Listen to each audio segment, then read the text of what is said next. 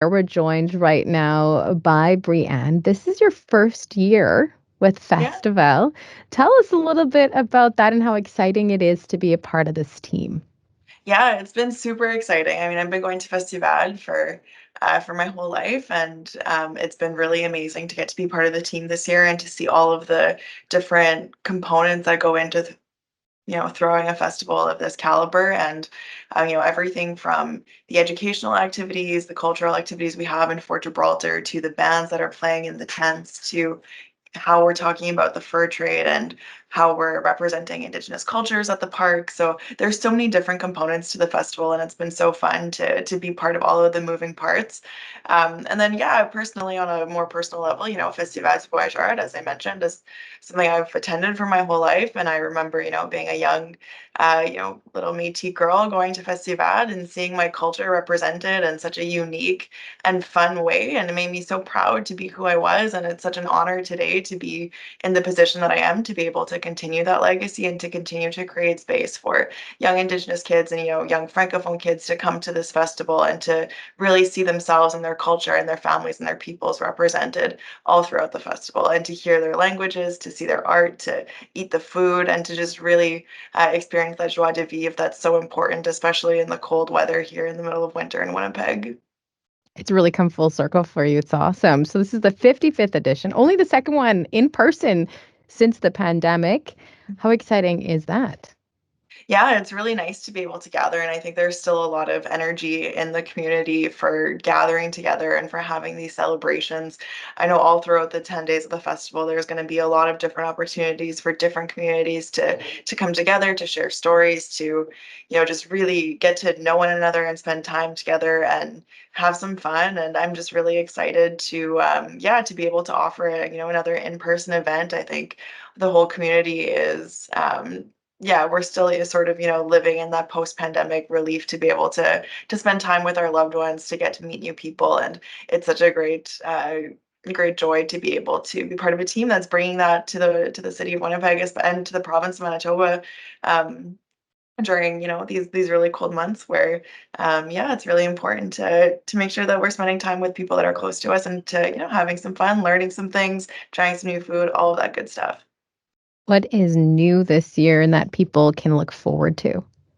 Yeah, so there's a couple new elements at the park. If you go this year, there'll be some surprises, but some things we're really excited about. There's a new Indigenous art gallery that's going to be set up, and it's going to be next to the wintering trading camp where the teepees are set up. So there's also going to be some new programming in those teepees that we're going to see. Um, Maybe some work with some hides. And so there's just, yeah, a bunch of new components that I think are going to be really great to the festival. And of course, we have such great musical acts again this year, for everyone from Strumbellas, Attica Riots, Canon, the Lytics. There's just such a great diversity of music that's going to be on at the festival. And of course, all of the traditional fiddle music that we know and love as part of the festival. So it's just going to be, yeah, some new surprises. We also have our soiree with Vieux Falca Touré, who's a member of the Malian community, and that'll be at our du Voyageur at the Centre Culturel Franco-Manitobain. So that's also another really great initiative that we have this year to give voice and representation to the Malian community here in St. Boniface. And so, yeah, we're really excited to be able to foster all those kinds of relationships and give space for diverse voices in Francophone music and in the city. I know one of my favorite parts was always seeing the ice sculptures and the snow sculptures pop up across the city. Can we expect that again this year? Yes, of course. The snow sculptures are iconic. I had the great privilege of being able to sculpt snow the last two festivals, so 2022 and 2023. And yeah, this year it's been definitely fun to be on the other side of it and thinking about, okay, how are we forming these snow blocks? How are we building them? And yeah, it's been great. And yeah, there's already snow blocks being formed in the park, and yeah, folks can expect to see those, as well as ice sculpting. There's also going to be wood carving at the festival as usual, and so yeah, all sorts of different artistic mediums that festival goers can come to Parc du Voyageur and explore. What about the maple syrup and the snow? I know that was one of my favorites as well as a kid, always getting to try that out. Yes, absolutely. Maple taffy will still be there, and so that'll be another great offering. Get your sugar fix before you go play in the winter playground, or before you go for a little tour in Fort Gibraltar. Get your energy up.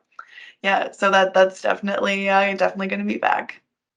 I know earlier you mentioned how important this festival is to you and how you attended it every year. You shared a little bit about the experience, but what would you say is your favorite part about Festival? Mm. Um, I just love like February has become my favorite month because of Festival de Voyageur, and so I just love gathering and seeing so many different people from different parts of my life in the same spot. And St. Boniface has a lot of especially for Métis people, a lot of historical significance for who we are. And so being able to see friends from high school, being able to see friends from my community, being able to see family, it's such a great time to just see one another. But I think now one of my favorite parts of Festival du Voyageur has to be Journée de Nuit, L'Uriel Day, where we really celebrate Métis culture and give a lot of space to Indigenous artists and really just soak in that good culture and that good music. And um, yeah, I think that has to be one of my favorite parts because it's just such a something that's been in development since I was younger. Obviously, Nuit Day is a newer thing here in Manitoba, but it's been so great to be able to integrate that into the festival and to really, yeah, honor that history and that culture of Métis people because obviously isn't it's crucial to how we understand the fur trade and francophone rights here in Manitoba. For our listeners who are getting excited that want to check out Festival de Voyageur and want to look into it now, how they can get tickets and learn more about all the artists and everyone that'll be there, how can they go about doing that?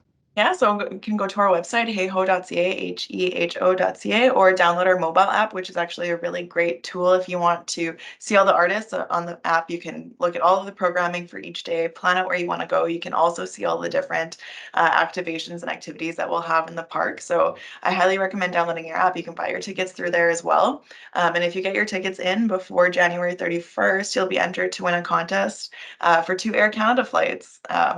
And then we also, another new thing we have this year is a 50-50. So when you're buying your tickets, maybe consider popping your name in there too for the 50-50. We'll be drawing that the day after the end of the festival. So it should be good. Yeah, and I just would encourage folks if you also want to volunteer, now would be a good time to sign up. We're still looking for folks to help us out in a lot of different ways. So yeah, if looking at the programming, buy your tickets, plan when you want to volunteer, all available on our mobile app and on our website, heyhope.ca. Thank you so much for making time for us today. I appreciate it. Yeah, no problem. Thanks for having me, Colleen.